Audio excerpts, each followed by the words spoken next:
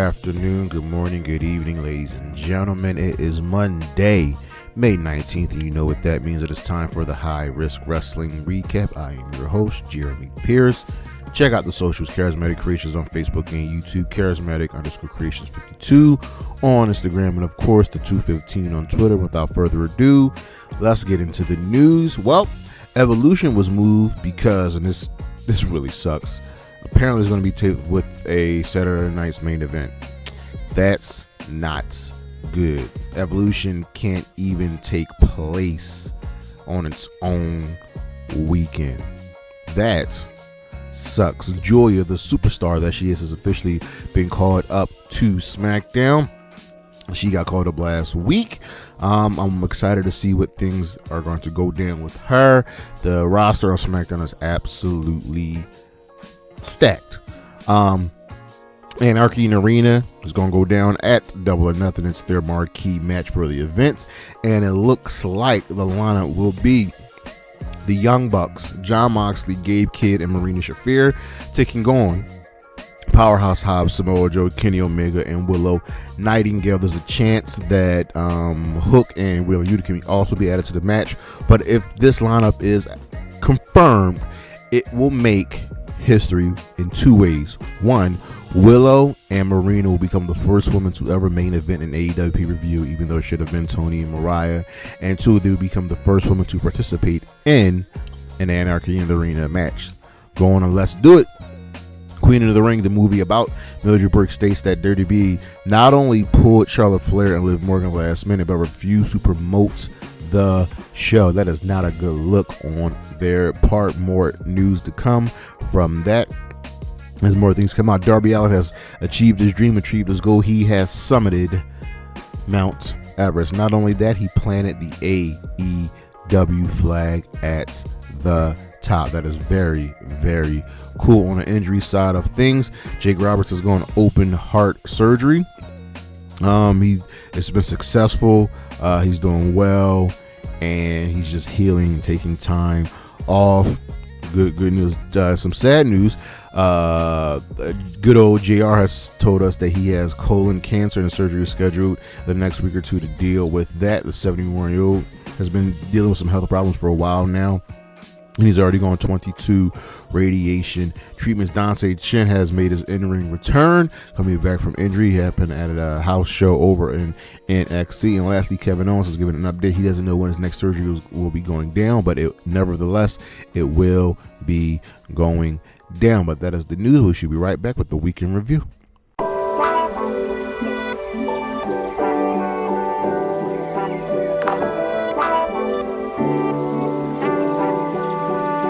All right, let's get into the weekend review. We start off with Monday Night Raw. This was the Backlash Fallout show. The show gets a fist. We start off with CM Punk. He's out. He's pissed, and he threatens Paul Heyman. He's like, listen, I've been screwed by Paul before. This is nothing new. And Rollins calls him a spade. Like, bro, you put your supposed friend in a terrible situation. Friends don't do favors like that. You're just a bad person, and they vow to make sure neither one of them wins the world championship again. Sammy and Jay ended up making a save after Seth and Braun attacked CM Punk. A tag match is made for Saturday night's main event. Seth and Braun versus Sammy and Jay Uso. Versus Sammy and CM Punk. Penta beat Chad Gable. Dominic Mysterio asked Finn about his hesitation at the pay-per-view. Like, what was the plan? Like, you know, what's really going on?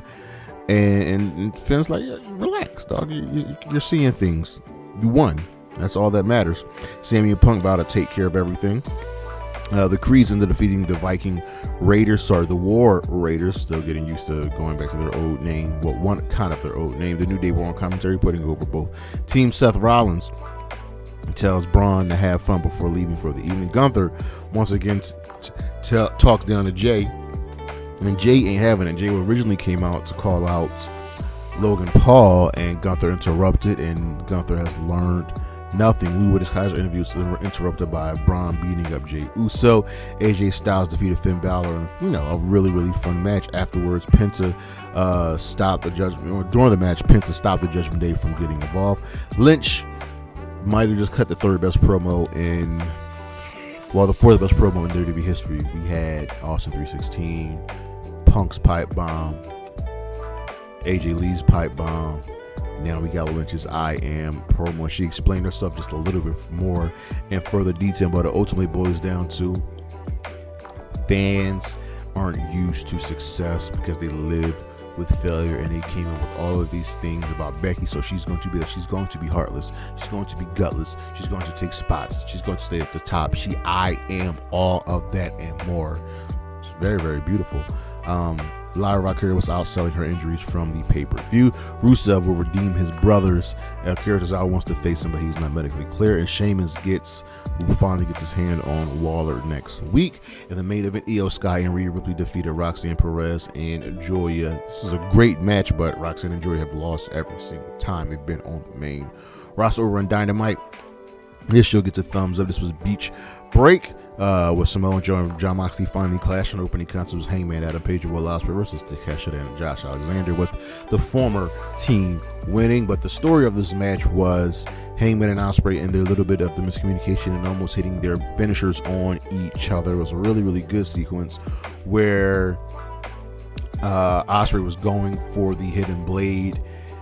I believe Josh Alexander ducks, and Ospreay's elbow came really close to Hangman's face, and Hangman was staring a bullet hole through him. Oh my God, it was so beautiful.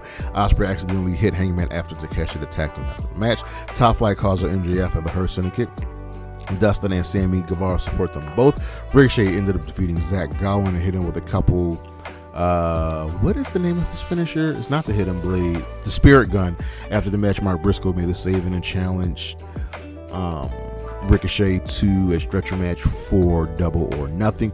Renee Paquette asked MJF, has he considered what happens if he doesn't get into the Hurt Syndicate? His mood, his facial expressions changed. The Hurt Syndicate ended up defeating Top Flight. Crew and Sons of Texas bicker over who should get the next title shot, so they'll have a match on Collision. MJF hides after, MVP calling him out, but he ultimately gets into the Hurt Syndicate, and they'll sign the contract next week. Mina Shirakawa defeated Toni Storm, Azamine, and Sky Blue to become the number one contender for the Women's Championship at Double or Nothing. Mina won, pinning Toni Storm, reversing her roll up. Mercedes Moné attacked Azamine, and she was being helped to the badge because over the weekend, Azamine defeated Mina and Mercedes to win the Strong Women's Championship. Jamie Hayter made the save. I know Mercedes is facing facing Jamie at the pay-per-view, but Azamine is really, really good. I'm a big fan of hers. We had a tribute to Sabu and some really special words said by Taz. I will never forget their legendary feud where they did not touch each other for a year. You can't even do that these days. And then when they finally met, it was a thing of beauty. You will be missed, Sabu. MVP was taken aback that MJF wants to have his lawyer look over the contract. Dan Garcia wants to fight FTR with Nigel since he's kind of retired. FTR attacked them both after a talking distraction from Stokely Hathaway. And in the main event, Jon Moxley defeated Samoa Joe to retain the AEW World Championship in a steel cage match after Gabe Kidd gave Mox the briefcase. Things just broke down with all parties getting involved, but ultimately Swerve came out, hit a swerve stomp on both the Riders and the Elite, and called out for anarchy in the arena. Over Impact, this show is moving forward to Under Siege. This show gets a fist. In the opening contest, Tessa Blanchard and Victoria Crawford defeated Masha Slamovich and Nikita Lyons from NXT. Nikita is probably the best she's looked in the ring since being in the WWE. Cody Deaner vows to defeat Eddie Edwards. Great Hands defeated the Rascals, and after Ali caused a distraction during the match, Mark Cardona defeated Manswarner, Ace Austin, and Elijah. Tessa Blanchard slapped Ariana Gray, so they'll be fighting at Under Siege. This match is made by Robert Stoner. First Class Penthouse with O'Shea Jackson Jr. ended with Mike Santana backing up O'Shea. Indy Harbour won her debut match and she entered by Tasha Steelz and the Great Hand. Zaya Brookside and Rosemary match ended in no contest that they just could not stop beating up on each other. Joe Hendry and Elijah run off Trick and Cass, who vows to beat them as well. And in the main event, Jeff Hardy defeated Nick Nemeth, but he's ultimately saved by Leon Slater. As you know, Jeff can't go into Canada, so Leon Slater will be Matt Hardy's partner over on SmackDown. This was the Backlash Fallout show.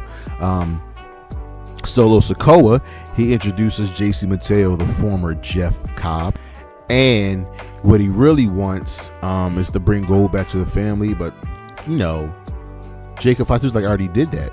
I'm doing that now. And he's all gas, no brakes, and Jacob's getting over more and more. And so I was like, hold on. What was that you used to say? You said it with such vigor and such passion.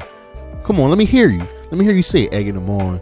And Jacob says, I love you, Solo, but not like he used to before things get ratchet up any further. LA Knight attacked all of them, so a match is made for later even. Alexa Bliss defeated Michin and Chelsea Green to qualify for Money in the Bank. The funny thing about this match was it was good in the end, but Michin really dominated this match. She got hit with both Bliss and Chelsea's finishers to make her look strong in the loss. Fraxton defeated DIY. Motor City Machine Guns made the save after the match, and Fraxton will get a tag team title shot next week against the Street Profits. R-Truth will get Cena at Saturday's main event. He doesn't understand what's going on, but as Cena's his childhood hero, he told him hustle, loyalty, respect, and to never get up, and he might end up having to beat some sense into him. Remember when R-Truth was heel and was smoking in the arena and he had little Jimmy? Yeah, Pepper Farm remembers. Damian Priest gets Drew McIntyre in a steel cage match at Saturday Night Main Event. This show's really picking up to be something special. Carmelo Hayes versus Aleister Black ended in a no contest after The Miz attacked Aleister Black. Bliss offers assistance to Charlotte. You know, she's talking about, you know, how you helped her NXT. Where Charlotte says, I don't remember that. Declines her offer, and Giulia is now on SmackDown. Drew McIntyre vows to beat Damian Priest at Saturday Night's Main Event. Solo Sikoa defeated Rey Fenix and Jimmy Uso to qualify for Money in the Bank. JC Mateo immediately after that match ended up defeating LA Knight. Santos Escobar tells Angel to bring Berto home, and in the main event, as Naomi is lurking behind Jade and Tiffany in the background, Tiffany was defeating Nia Jax, retaining the Women's Championship in a fantastic match. Honestly, these were the two best matches these women have ever had in their WWE. It was awesome. Go and watch this match. Over on Collision, we get one of our final pushes towards Double or Nothing. This show gets a fist. Megan Vane defeated Anna Jay. Nigel McGuinness agrees to a tag match against FTR at Double or Nothing. Kyle Fletcher defeated AR Fox. Brody King, Tomohiro Ishii, and Bandito defeated Rocky Romero, Trent, and Lance Archer. The Outrunners made the save after the match. Here's the thing. If you see these three men on the Don Callis family side in the match, they're probably losing. Because Takeshita, Josh Alexander, and Fletcher, and Takeshita, Josh Alexander, and Fletcher take losses. Grizzly and Veterans challenges the Paragon. Speedball Mike Bailey defeated Blake Christian, and Okada tells Speedball to prove it. So looks like we're going to get a Continental Championship match at Double or Nothing. Dralistico and Rush attack Speedball. Mox accepts the challenge for Anarchy in the Arena. The Learning Tree defeated the Gates of Agony in the Chicago Street Fight. Mina Shikawa was here. Mina Shikawa is now. We had a tribute to Steve McMichael with Ric Flair, and it was a beautiful tribute on their part. Sammy Guevara and Dustin Rhodes defeated the Crew to become the number one contenders for the tag team titles. Will Nightingale and Chris Statlander argue again. Will was like, I don't believe that you didn't know what was going on, and we'll just have to settle this business later. In the main event, Powerhouse Hobbs defeated Wheeler Yuta. Willa Nightingale saved Hobbs, hit Marina. She was going to powerbomb Yuta until Yuta got out of it, and Stat just watched on from the stage. Our matches of the week from Raw: AJ Styles versus Finn Balor, Io Sky and Rhea Ripley versus Roxanne, Perez, and Giulia. Two matches from the New Japan Super Juniors 32: Nick Wayne versus El Desperado, Francesco Akira versus Hiromu Takahashi. But my favorite match from this past week, Tiffany Stratton versus Nia Jax for the WWE Women's Championship. Nia got busted open the hard way, but this was a fantastic match. The stars of the week: Zach Gowen, Tiffany Stratton, and Nia Jax. But that's our show, ladies and gentlemen. Thank you for listening. Thank you for watching. They're going to screen what we've got coming up. Check out the socials: Charismatic Creations on Facebook and YouTube, Charismatic_Creations52, and of course the 215 on Twitter. And I'll see you when I see you. Peace.